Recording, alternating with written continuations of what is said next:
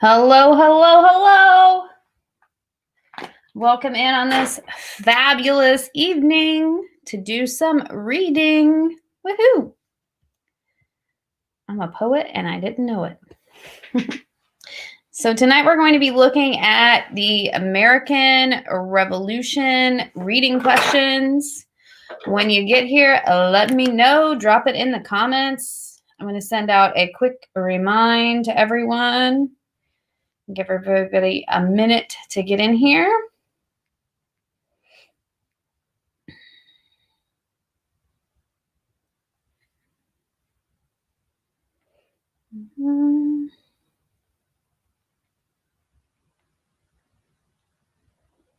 Okay. Welcome in, welcome in. We are going to be doing the Atlantic Revolution reading questions.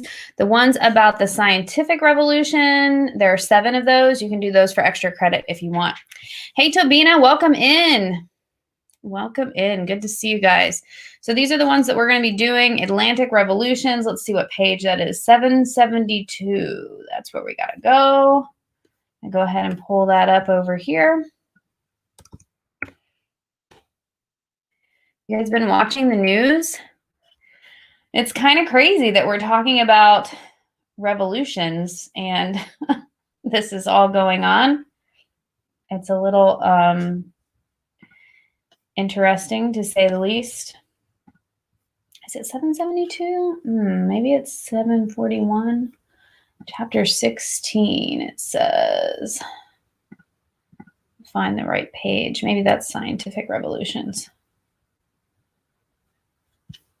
Oh, that should be right. Okay, it's chapter 16, yeah.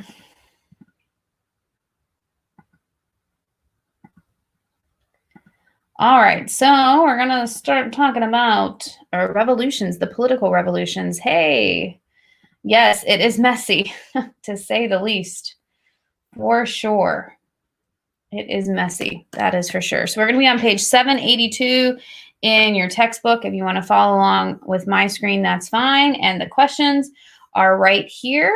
Once again, you don't have to do these on the Google slide presentation. If you'd rather make a Google Doc, that's easier to format. And then you can just put the link in here beside the reading questions. That would be fine. Good evening, T. Good to see you. T, forgive me, I cannot remember your real name, so I'm just going to call you T. I know you're one of my kiddos, but I can't remember which one. It's been a long day, a long week. The week after Christmas break is always hard to come back from. I think it's because I don't get to take a nap anymore. Do you guys have that same struggle?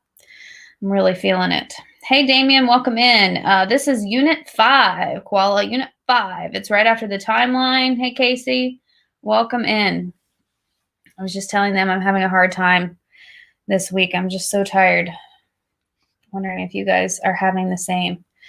Hey, Perry, nice to see you. All right, so we're going to be doing Atlantic Revolutions. It's in your notebook somewhere around page 90-ish. I know you guys have added some to your notebook, so it's probably not on page 90 anymore. It's right after Unit 5 timeline. And the first question is, in what ways did the ideas of the Enlightenment contribute to the Atlantic Revolution? You should somewhat know that a little bit from what we have been talking about in class. But we're going to look at this section. It's on 782, and it's the Atlantic Revolutions within a global context. So what I think is so great about how they have written this is that it kind of helps you with context. So context is super difficult for most of you. I totally get it. It's kind of hard to like keep it specific enough, but avoid talking about things that you're going to talk about in your essay. And so just kind of pay attention to how they do it just for some more ideas. Yes, break felt very short. I totally agree. All right, so it says, writing to a friend in 1772, before any of the Atlantic revolutions had occurred, the French intellectual Voltaire said, "My dear philosopher, doesn't this appear to you to be a century of revolutions?" He was certainly on target, and not only for the European and Atlantic world. From the early 18th century to the mid-19th, many parts of the world witnessed political and social upheaval, leading some historians to think in terms of world crisis or converging revolutions. By the 1730s, the Safavid dynasty that had ruled Persia, now Iran, for several centuries had completely collapsed, even as the powerful Mughal Empire governing India was also fragmented. So see how, like, in this context, they're talking about Safavid and Mughal has nothing to do really with revolutions, but they're talking about that because it was going on at the same time. Does that kind of help you with context a little bit? And then about the same time, the Wahhabi movement in Arabia seriously threatened the Ottoman Empire, and its religious ideals informed major political upheavals in Central America and elsewhere. What I would suggest, even though there's not a question on this, add a question and put context of revolutions. We already know that in the Enlightenment is context, but add a couple of these in there. Just bullet point them so that you've got it. I'm going to switch my screens because this one's really hard to see. So while you guys are doing that, I'm going to switch it over here, and then I'm going to put this one here. So for example, you can put a bullet point that says Safavid dynasty was collapsed. Safavid dynasty had collapsed. Mughal Empire fragmented.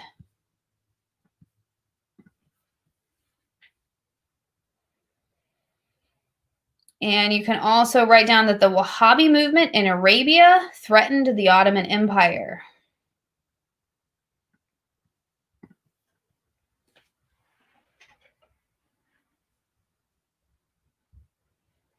This is all context of revolutions.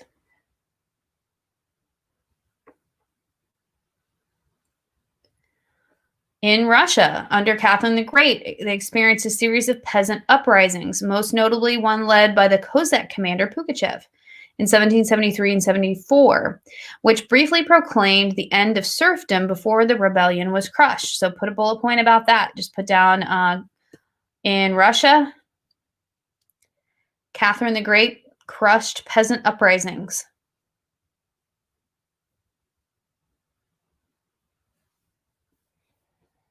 And you could put Pugachev's name. He was one of the commanders that rose up against her.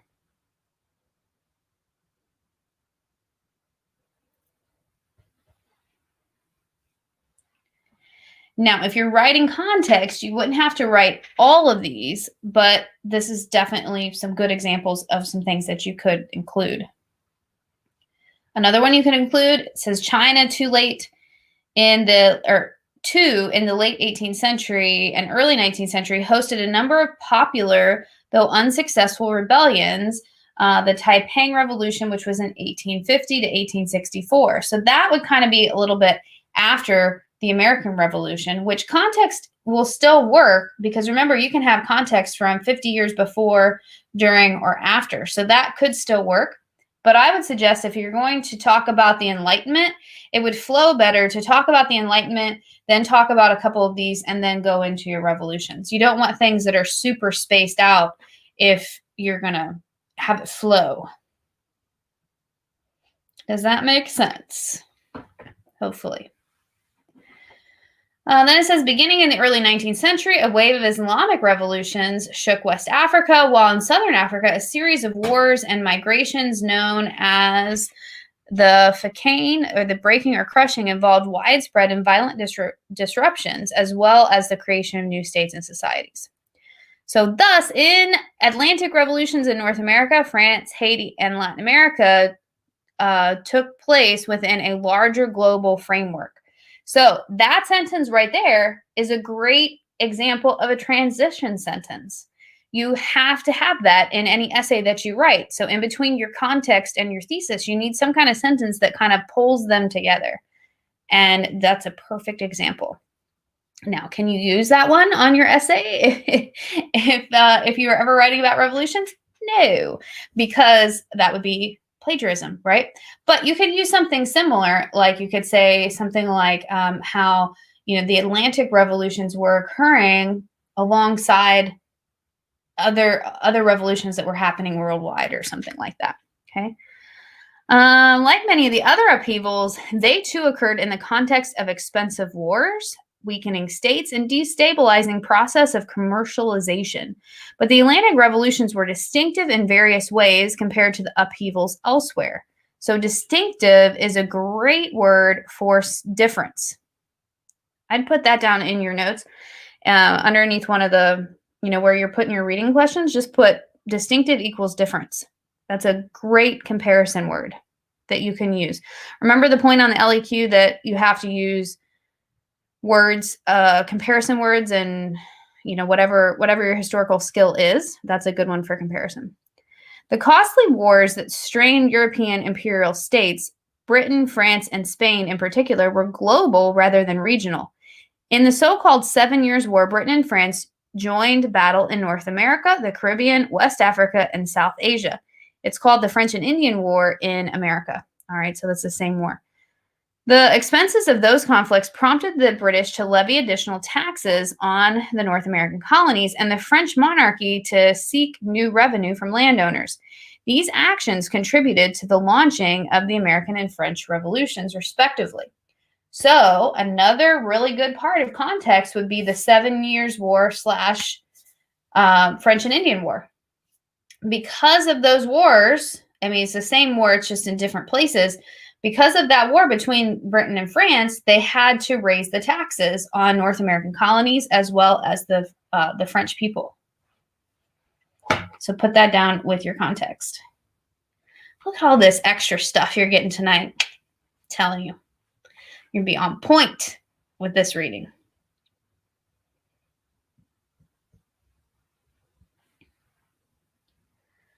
All right. Furthermore, the Atlantic revolutions were distinctive in that they were closely connected to one another. So here's another difference.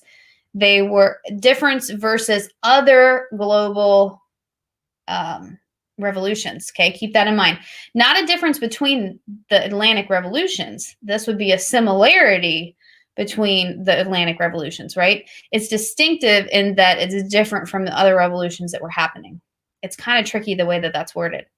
The American revolutionary leader, Thomas Jefferson, was the U.S. ambassador to France on the eve of the French Revolution. While there, he provided advice and encouragement to French reformers and revolutionaries. Simón Bolívar, a leading figure in the Spanish-American struggles for independence, twice visited Haiti, where he received military aid from the first Black government in the Americas. So their leaders were kind of connected. Okay, you could put that down as a similarity between the Atlantic revolutions, that their leaders were connected.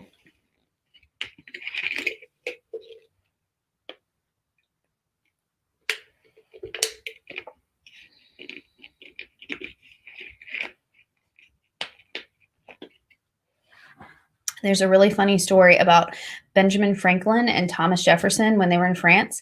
Benjamin Franklin was a little bit of a ladies' man. And I read this story about Thomas Jefferson coming in to Benjamin Franklin's room to get him to sign something. And he was in the bathtub playing chess with a French woman. And he was like, "Excuse me, you're interrupting my game." I bet he was. Benjamin Franklin, the ladies' man. Who knew? All right. Beyond such direct connections, the various Atlantic revolutionaries shared a set of common ideas. The Atlantic Basin had become a world of intellectual and cultural exchange, as well as one of commercial and biological interaction. The ideas that animated the Atlantic revolutions derived from the European Enlightenment and were shared across the oceans in newspapers, books, and pamphlets. At the heart of these ideas were the radical notion that human political and social arrangements could be engineered and improved by human action. Thus, conventional and long-established ways of living and thinking, the divine right of kings, state control of trade, aristocratic privilege, the authority of the single church, these are no longer sacrosanct. That means like sacred, and they came under repeated attack. So put down in your notes under the question about the Enlightenment, old ways of thinking equal. Old ways of thinking equal. And then put these in bullet points. Those are important. So old ways of thinking, divine right of kings, state control of trade, aristocratic privilege, and the authority of a single church.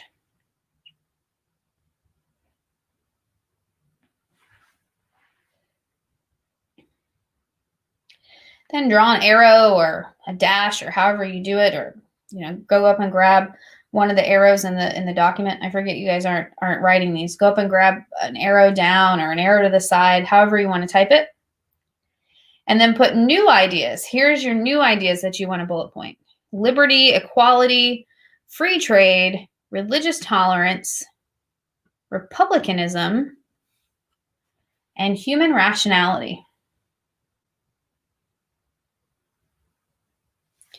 And then also put popular sovereignty. And this is what that means right here.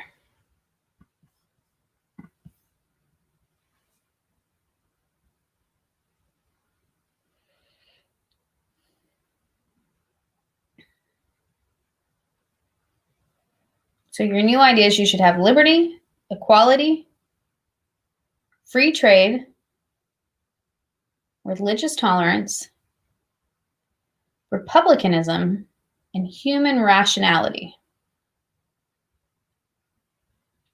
as well as popular sovereignty.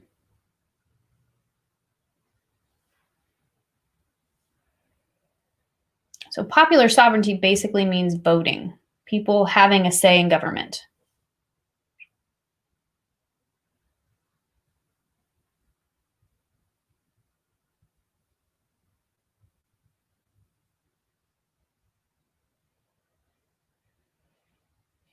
If I'm going too fast, please let me know. It's kind of hard for me to gauge.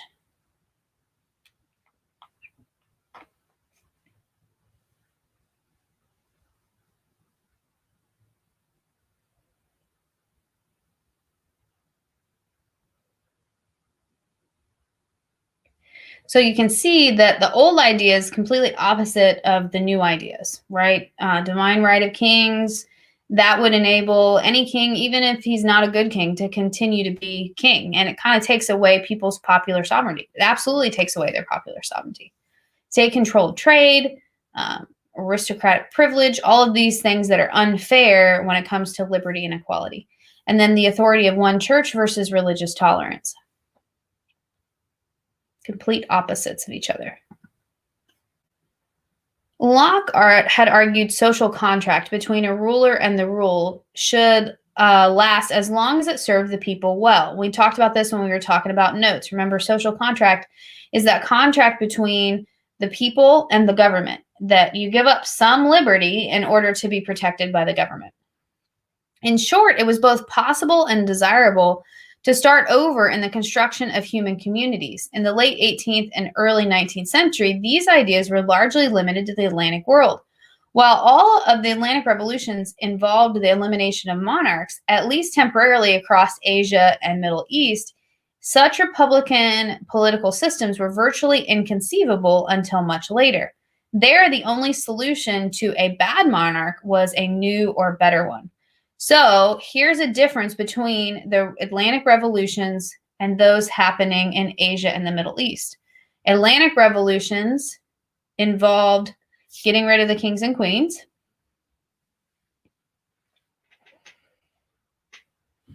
And those in Asia and the Middle East just replaced the king or queen.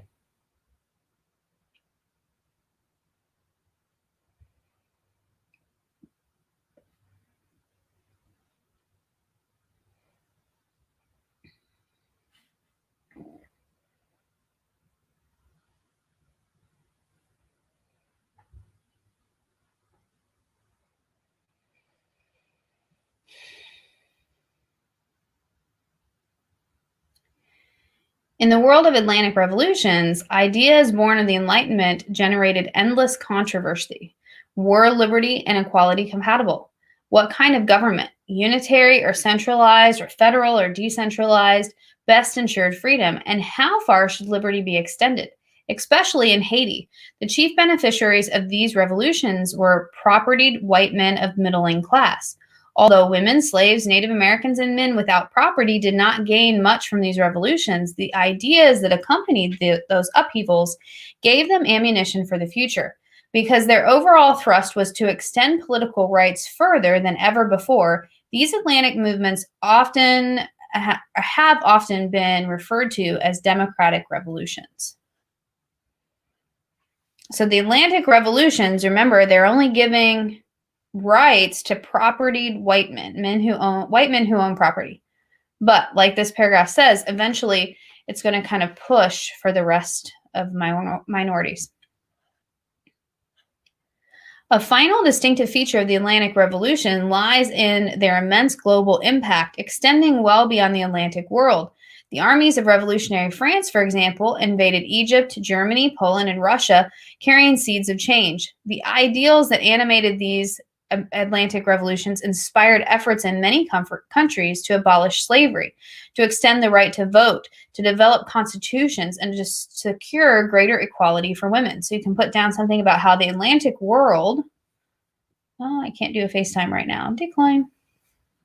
How the Atlantic world revolutions kind of spread, like the ideas spread throughout the world.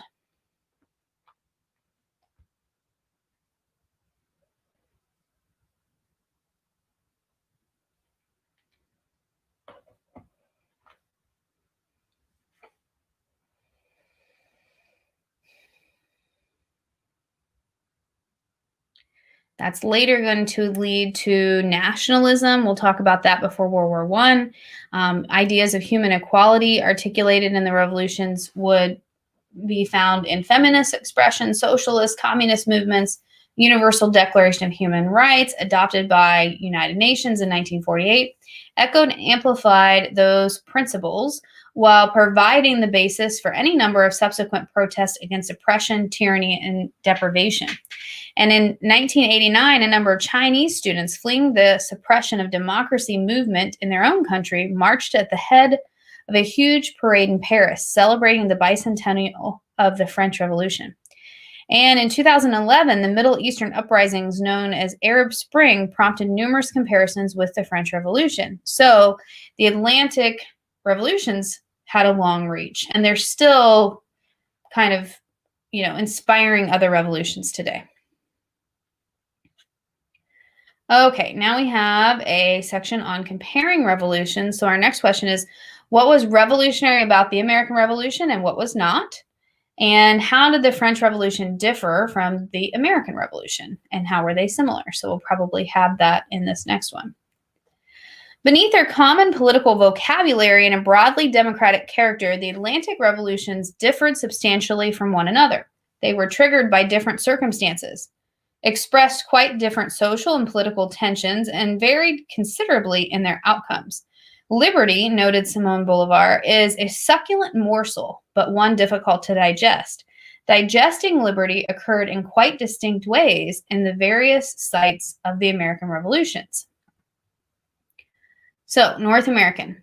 Every school child in the United States learns early that the American Revolution was a struggle for independence from oppressive British rule. That struggle was launched with the Declaration of Independence in 1776, resulted in an unlikely military victory in 1781, and generated a federal constitution in 1787, joining 13 formerly separate colonies into one new nation. It was the first series of upheavals, wait for it, that rocked the Atlantic world and beyond in the century that followed. But was it genuine revolution? What precisely did it change? By effecting a break with Britain, the American Revolution marked a decisive political change, but in other ways, it was strangely enough a conservative movement because it originated in an effort to preserve the existing liberties of the colonies rather to create new ones. For much of the 17th and 18th century, the British colonies in North America enjoyed a considerable degree of local autonomy, as the British government was embroiled in its own internal affairs in various European wars.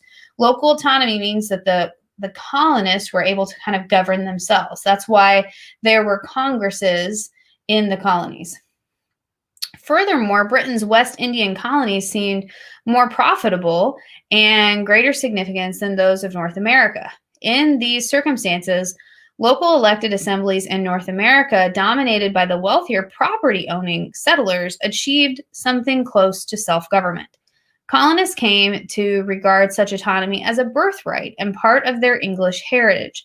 Thus, until the mid-18th century, almost no one in the colonies thought of breaking away from England because participation in the British Empire provided advantages, such as protection in war, access to British markets, confirmation of their continuing identity as Englishmen, and a few drawbacks.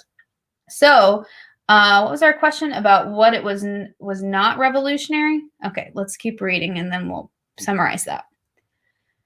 There were, however, real differences between Englishmen in England and those in the North American colonies. Within the colonies, English settlers had developed societies described by a leading historian as the most radical in the contemporary Western world. Certainly, class distinctions were real and visible, and a small class of wealthy gentlemen, the Adamses, the Washingtons, Jefferson, and Hancocks, wore powdered wigs, imitated the latest European styles, were prominent in political life, and were generally accorded deference by ordinary people. But the ready availability of land following the dispossession of Native Americans, the scarcity of people, and the absence of both titled nobility and a single established church meant that social life was far more open than in Europe. No legal distinctions differentiated clergy, aristocracy, and commoners, as they did in France. All free men enjoyed the same status before the law, a situation that excluded black slaves, in some ways, white women as well. These conditions made for less poverty, more economic opportunity, and fewer social differences and easier relationships among the classes than in Europe. The famous economist Adam Smith observed that the British colonies were republican in their manners and their government, well before their independence from Europe. Okay, so I would summarize this and talk about how the colonists thought of themselves as British.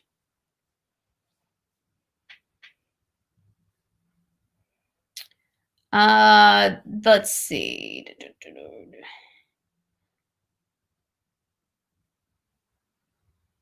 Oh, they were allowed to have local autonomy with local elected assemblies. That's important. And if you don't know what local autonomy is, make sure and write it down. That's like local govern or local elected governments.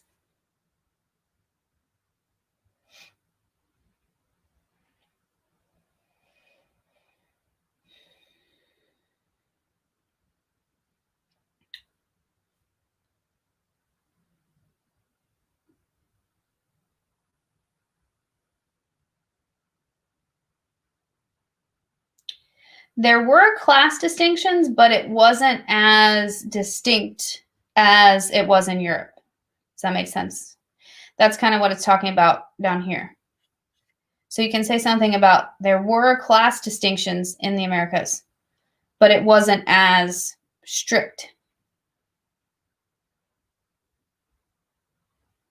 or noticeable, I guess.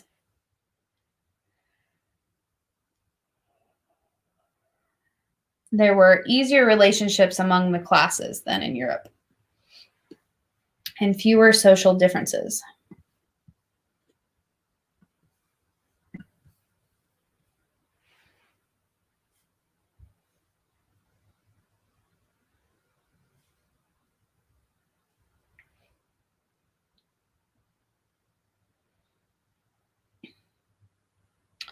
And it says, thus the American Revolution did not grow out of social tension within the colonies, but from a rather sudden and unexpected effort by the British government to tighten its control over the colonies and to extract more revenue from them. As Britain's global struggle with France drained its treasury and ran up its national debt, British authorities beginning in the 1760s looked to America to make good on these losses.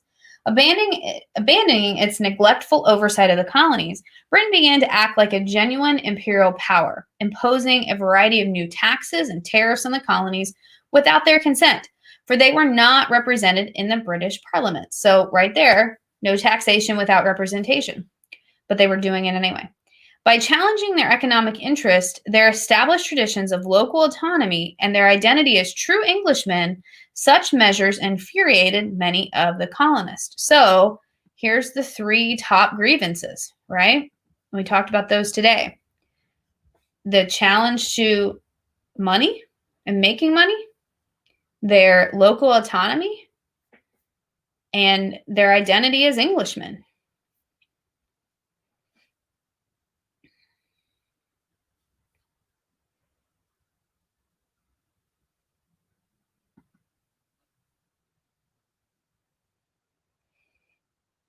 And then, armed with the ideas of the Enlightenment, such as popular sovereignty, natural rights, the consent of the governed, they went to war. And by 1781, they had prevailed with considerable aid from the French, who were only too pleased to harm the interest of their British rivals.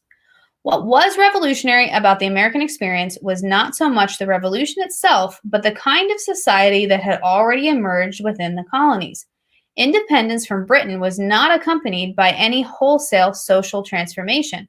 Rather, the revolution accelerated the established democratic tendencies of the colonial societies.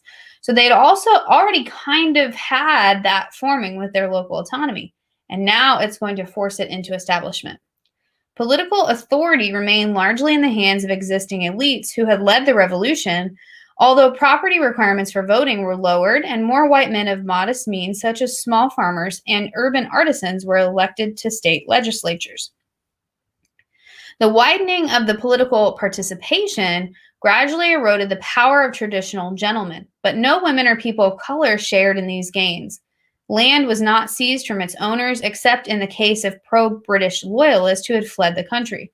Although slavery was gradually abolished in the northern states, where it counted for little, it remained firmly entrenched in the southern states, where it counted for much. Chief Justice John Marshall later gave voice to this conservative understanding of the American Revolution. He said all contracts and rights respecting property remained unchanged by the Revolution. The century that followed independence, the United States did become the world's most democratic country, but it was less the direct product of revolution and more the gradual working out of the reformist fashion of earlier practices and the principles of equality announced in the Declaration of Independence. So this is kind of making the argument that the revolutionary part was not the actual revolution itself, but more so the community that emerged out of that revolution. So you can summarize that. Wasn't actually the revolution that was revolutionary, it was more so the community that comes from the revolution, which would eventually make the U.S. the most democratic country.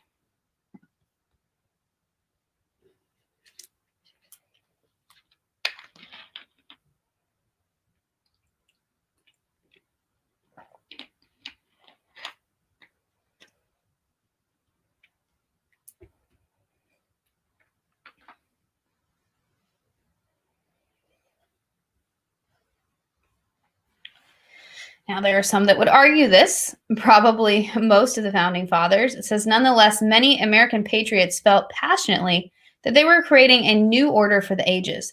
James Madison in the Federalist Papers made the point clearly. We pursued a new and more noble course and accomplished a revolution that has no parallel in the annals of human society. Supporters abroad agreed. On the eve of the French Revolution, a Paris paper proclaimed that the United States was the hope and model of the human race. In both cases, they were referring primarily to the political ideas and practices of the new country. The American Revolution, after all, initiated the political dismantling of Europe's New World empires. The right to revolution, proclaimed in the Declaration of Independence and made effective only in a great struggle, inspired revolutionaries and nationalists from Simon Bolivar in the 19th century Latin America to Ho Chi Minh in the 20th century Vietnam. Moreover, the new U.S. Constitution, with its Bill of Rights, checks and balances, separation of church and state, and federalism, was one of the first sustained efforts to put the political ideas of the Enlightenment into place. So you could put down that the U.S. Constitution had all of those influences by the Enlightenment. Checks and balances, separation of church and state, federalism.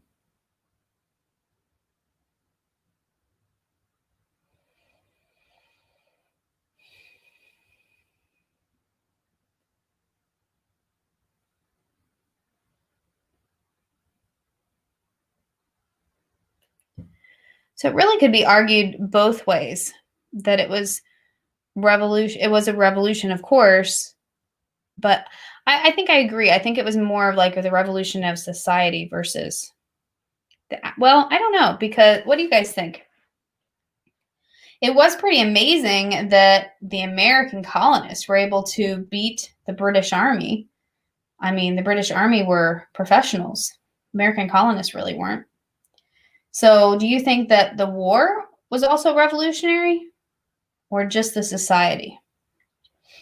Drop it in the comments. Let me know.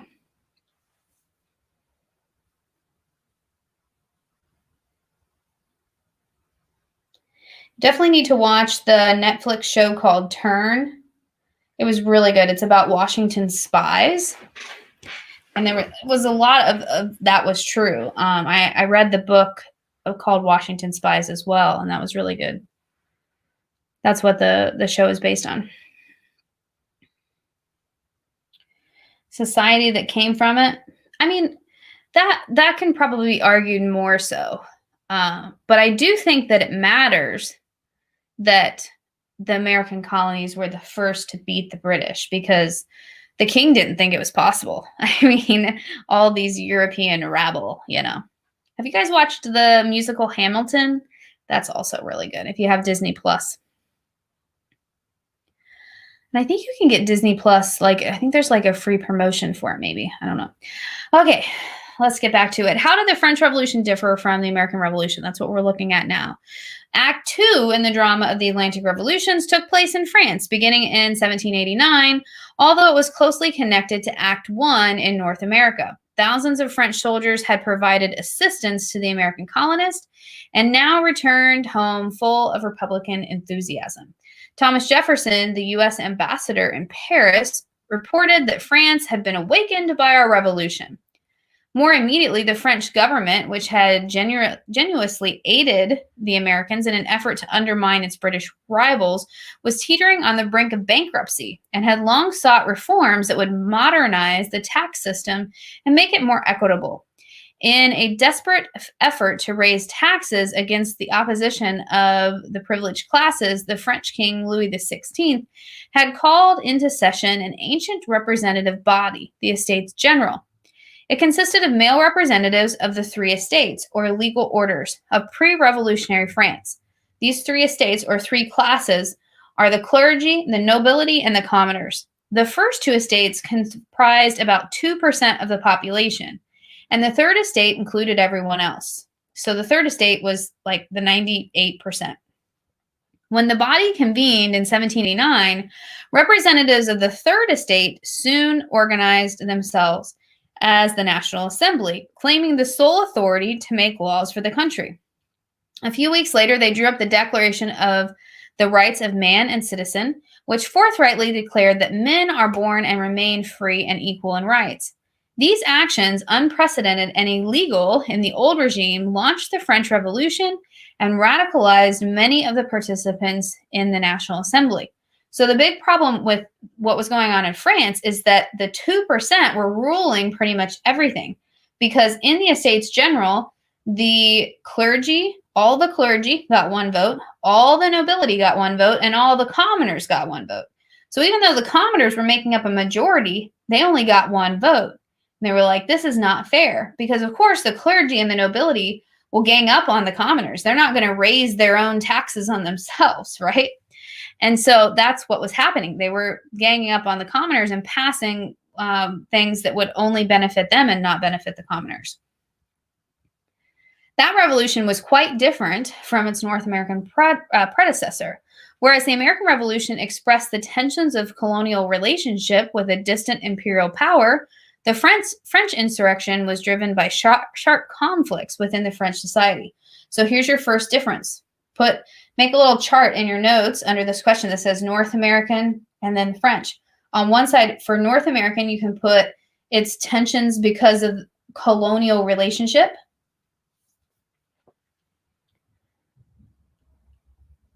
Whereas the French was tensions within its society.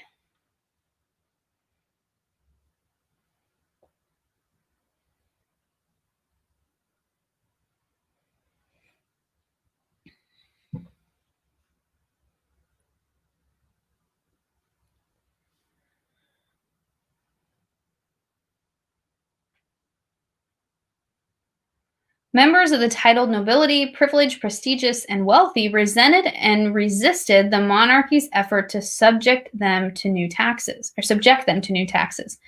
Educated middle-class men, such as doctors, lawyers, lower-level officials, and merchants, were growing in numbers and sometimes in wealth, and were offended by the remaining privileges of the aristocracy, from which they were excluded.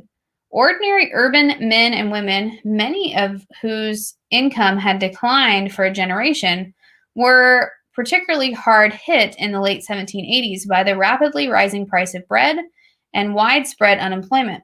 Peasants in the countryside, though largely free of serfdom, were subject to a variety of hated dues imposed by their landlords.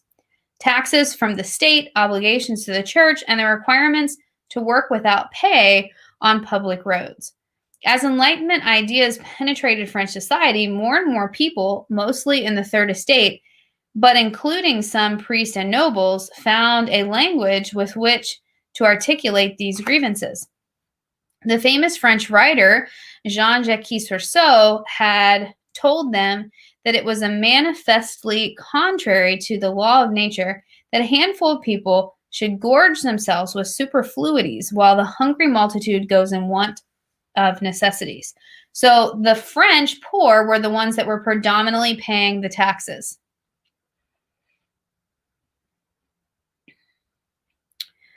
Let's see. So even though they're not serfs anymore, they're still burdened by these taxes.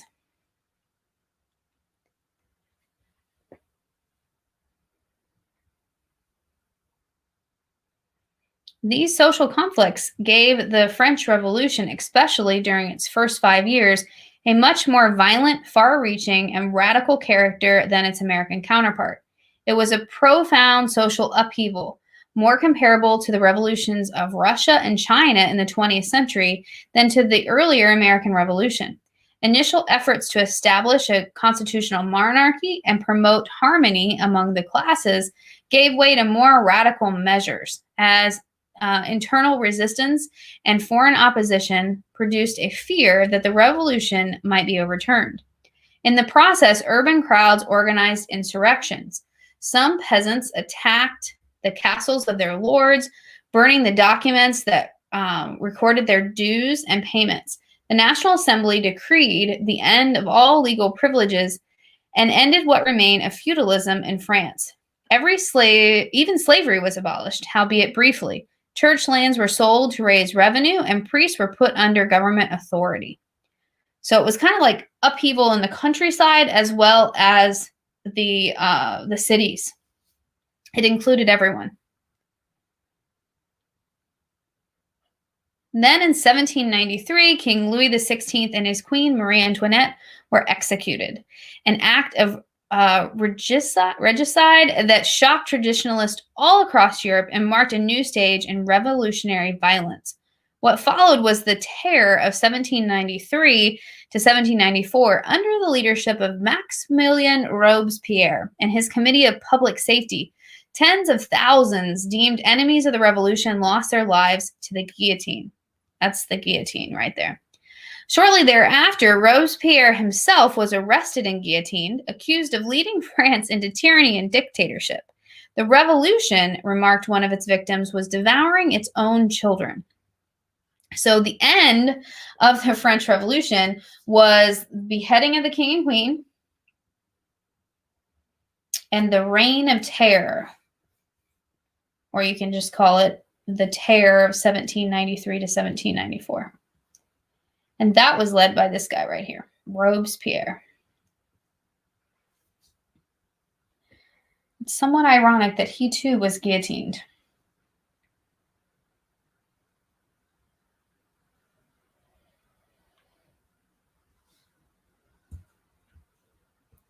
And then you can also put down, like, under the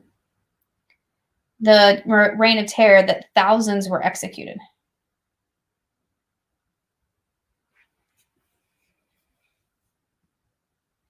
So the difference here is that in the American Revolution, the king was just, disposed of, but only by the colonies. He was still the king in England.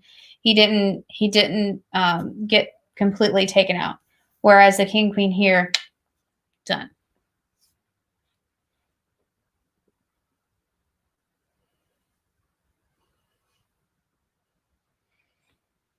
Accompanying attacks on the old order were efforts to create a wholly new society, symbolized by a new year, with the year one in 1792 marking a fresh start for France.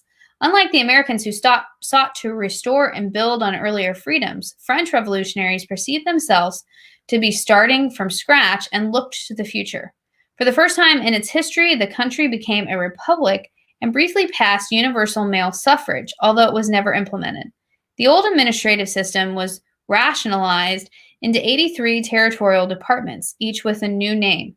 As revolutionary France prepared for war against its threatened and threatening neighbors, it created the world's largest army with more than 800,000 men. All adult males were required to serve, led by officers from the middle and even lower classes. This was an army of citizens representing the nation. So the ending was different too. The Americans are looking to restore and build upon freedom.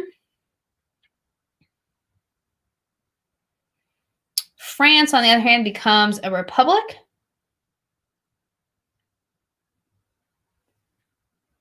And starts building an army.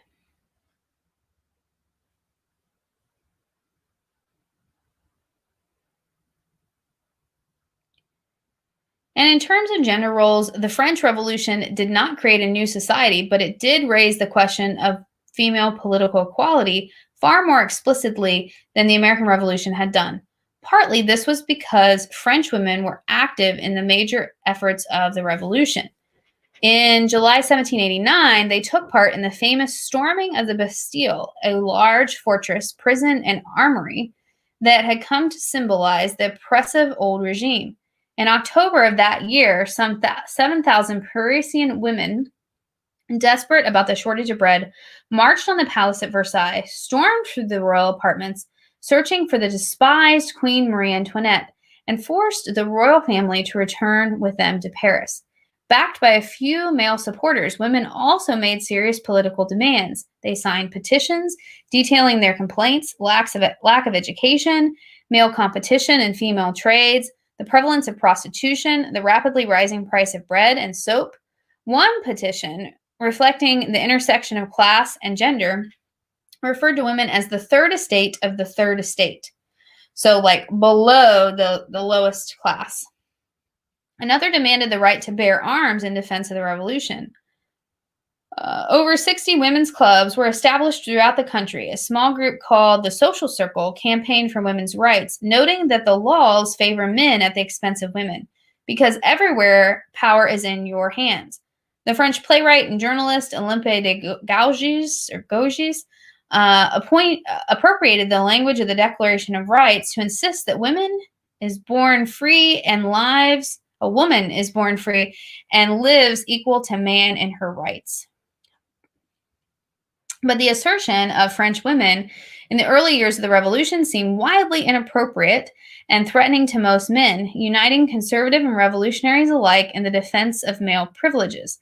And so in late 1793, the country's all-male legislative body voted to ban all women's clubs. Women are ill-suited for elevated thoughts and serious meditation, declared one of the male representatives. A woman should not leave her family to meddle in affairs of government. Here was a conception of gender that defined masculinity in terms of exercising political power.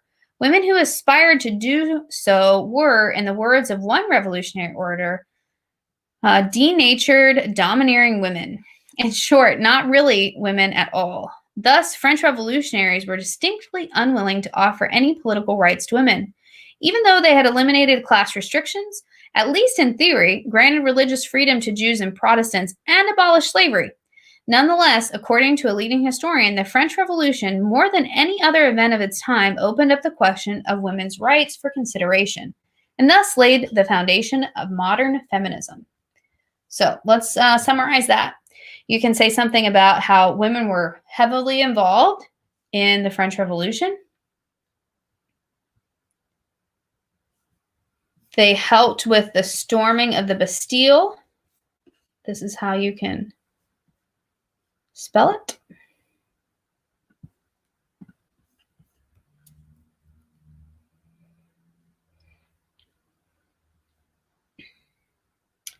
And they also stormed the Palace of Versailles.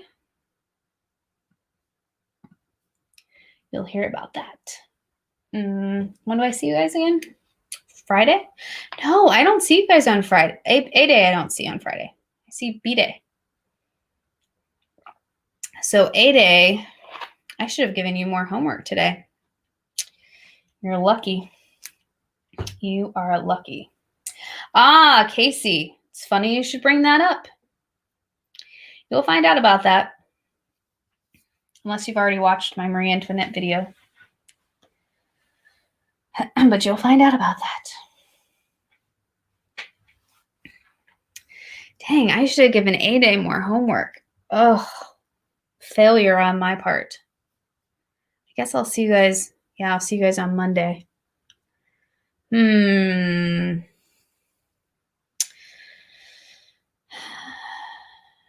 a bummer. Okay.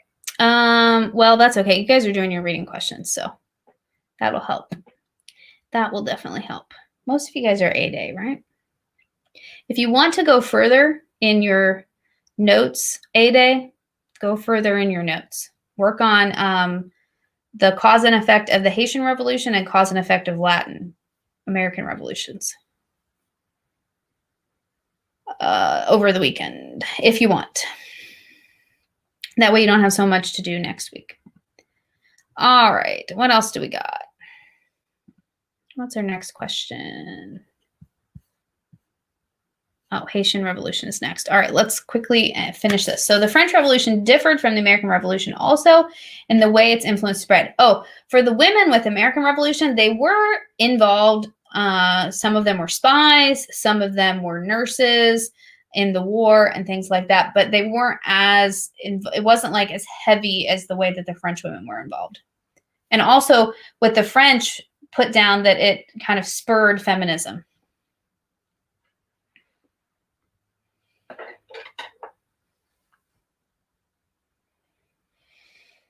Okay, the French Revolution differed from the American Revolution also in the way its influence spread, at least until the United States became a world power at the end of the 19th century. What inspired others was primarily the example of its revolution and its constitution. French influence, by contrast, spread through conquest, largely under the leadership of Napoleon Bonaparte. So on your chart, put American Revolution spread through its example, French through the leadership of Napoleon Bonaparte.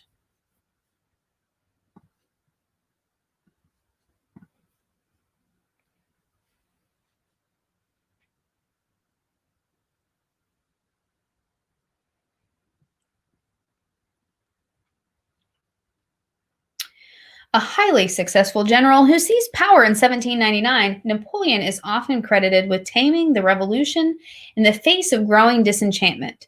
With its more radical features and with the social conflicts it generated, he preserved many of its more moderate elements, such as civil equality, a secular law code, religious freedom, and promotion by merit, while reconciling with the Catholic Church and suppressing the revolution's more democratic elements in a military dictatorship. In short, Napoleon kept the revolution's emphasis on social equality for men, but dispensed with liberty. So he kept social equality, but didn't really want the freedom part.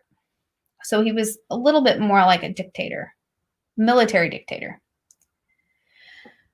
This could be another difference. You could say that America became a democracy with a constitution, whereas France had a military dictatorship with democratic elements.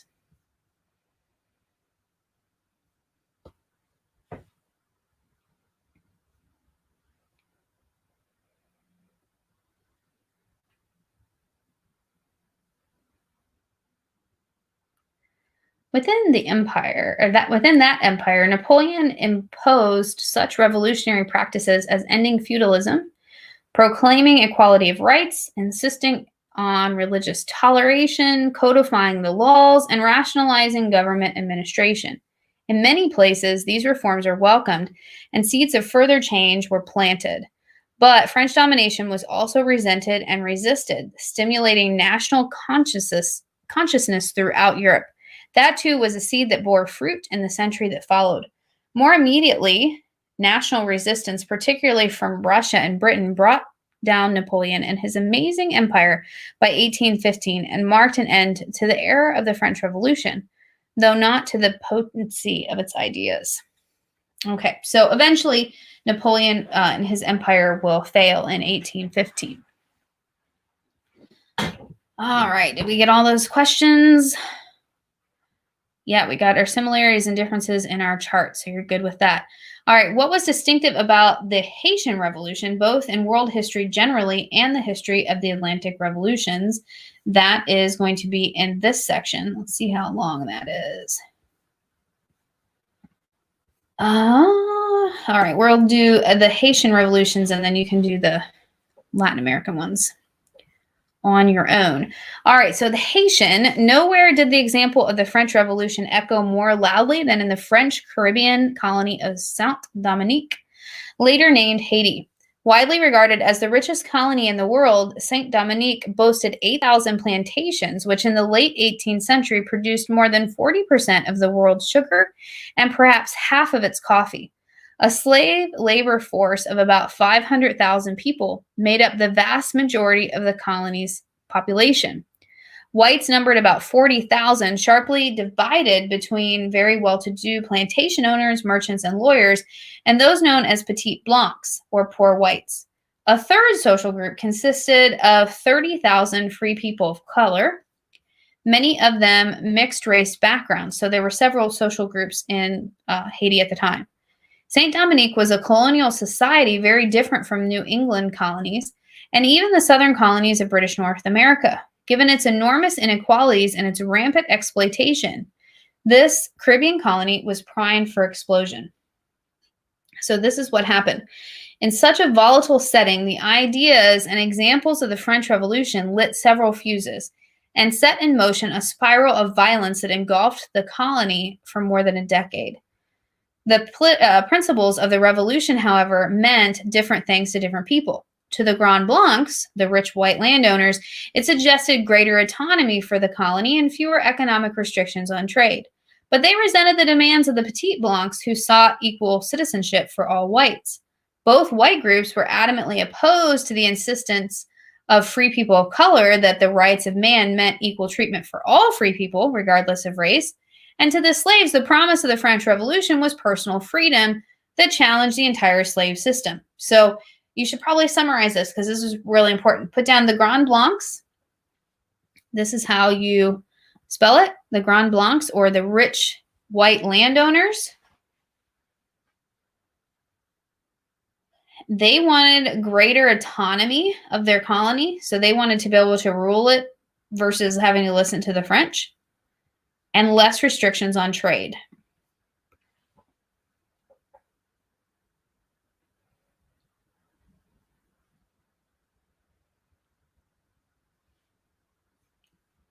And then we have the Petit Blancs.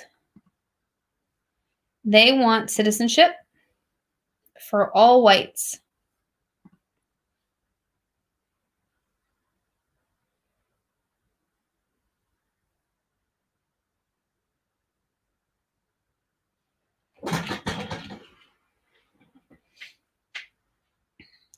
And put down that both of these groups didn't want freedom for people of color. Both of these groups did not want freedom for people of color.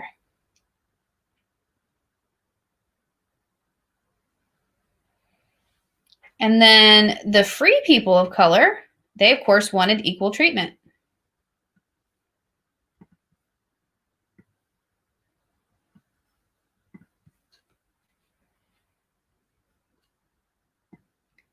And the last group, the slaves, wanted freedom.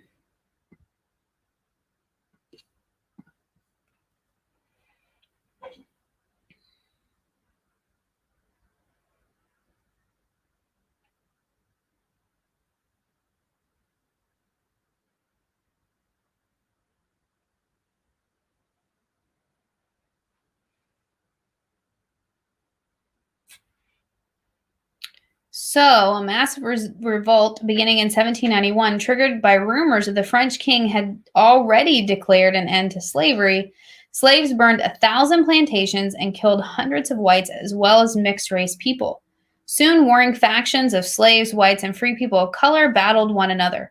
Spanish and British forces seeking to enlarge their own empires at the expense of the French only added to the turmoil. Amid the confusion, brutality, and massacres of the 1790s, power gravitated towards the slaves, now led by Toussaint.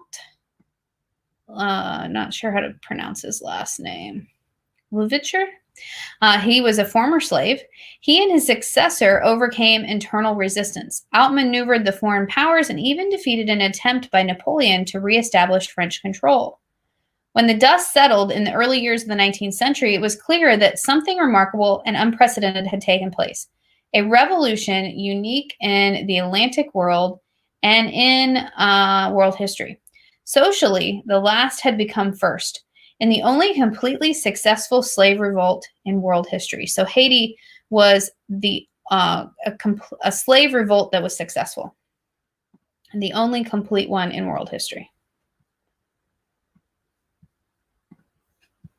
The lowest order of society, slaves, became equal, free, independent citizens.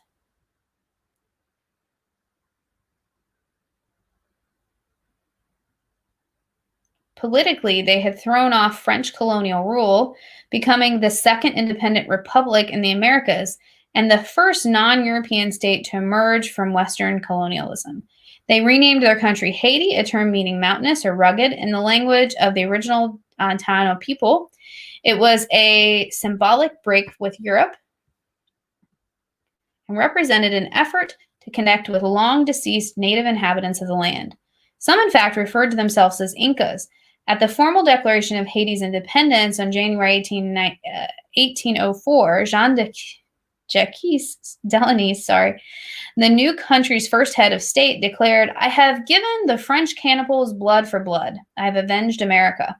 In defining all Haitian citizens as black and legally equal regardless of color or class, Haiti directly confronted elite preferences for lighter skin, even as they disallowed citizenship for most whites.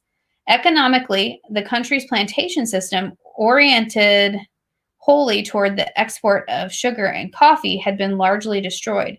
As whites fled or were killed, both private and state lands were redistributed among former slaves or free blacks. And Haiti became a nation of small-scale farmers producing mostly for their own needs, with a much smaller export sector. The destructiveness of the Haitian Revolution, its bitter internal divisions of race and class, and continuing external opposition contributed much to Haiti's abiding poverty, as well as its authoritarian and unstable politics. So too did the enormous independence debt that the French forced on the fledgling republic in 1825, a financial burden that endured for well over a century. Freedom in Haiti came to mean primarily the end of slavery rather than the establishment of political rights for all. In the early 19th century, however, Haiti was a source of enormous hope and of great fear. Within weeks of the Haitian slave uprising in 1791, Jamaican slaves had comprised songs in its honor, and it was not long before slave owners in the Caribbean and North America observed a new insolence in their slaves. Certainly, its example inspired other slave rebellions, gave a boost to dawning abolitionist movement, and had a source of pride for the people of African descent. So put down that it inspired other slave rebellions and the abolitionist movement.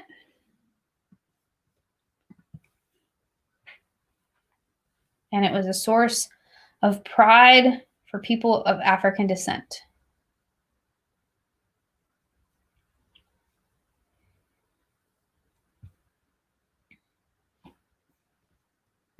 What was the question what was distinctive? Okay. Pretty much answered that question.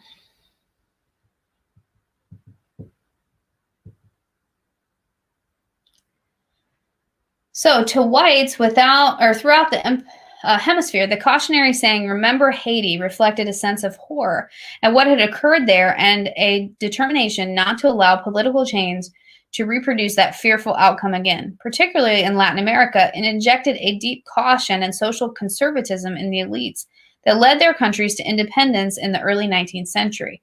Ironically, though, the Haitian Revolution also led to temporary expansion of slavery elsewhere.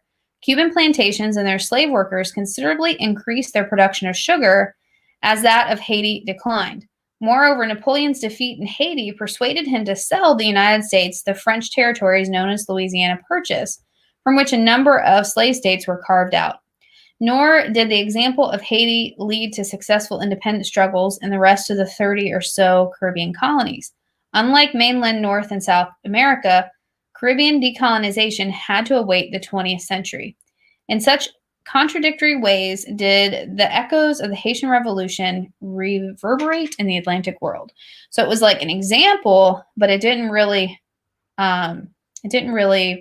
lead to any other successful revolutions. Slave revolutions, that is. All right, so you have questions 6 through 10, and they should pretty much be in order. Let me check and make sure. Has it been helpful to read together like this? Does it help you understand the textbook a little bit? And then when you read on your own, have you pretty much been able to find the answers? Let me know in the comments what you think.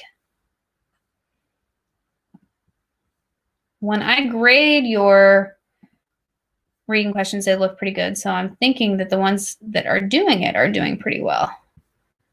And yeah, these questions just go in order. So you should be able to find them pretty easily. All right, so these questions are going to be due Saturday the 16th. I would definitely try and finish the ones about the revolutions before then because you might need them. Good. I'm glad, Perry. Thank you for the feedback. I want to make sure that it's helpful. I really was going to try to teach you guys more strategies on speed reading, but this one's kind of hard to speed read. You kind of have to read it. So maybe near the end of the year. Very helpful, more engaged. Okay, great. Everything's so much easier to understand. Awesome. I really feel like this textbook is it's definitely at the high level, and if you are reading it and comprehending it, it's going to really, really help you with your reading skills and your reading abilities.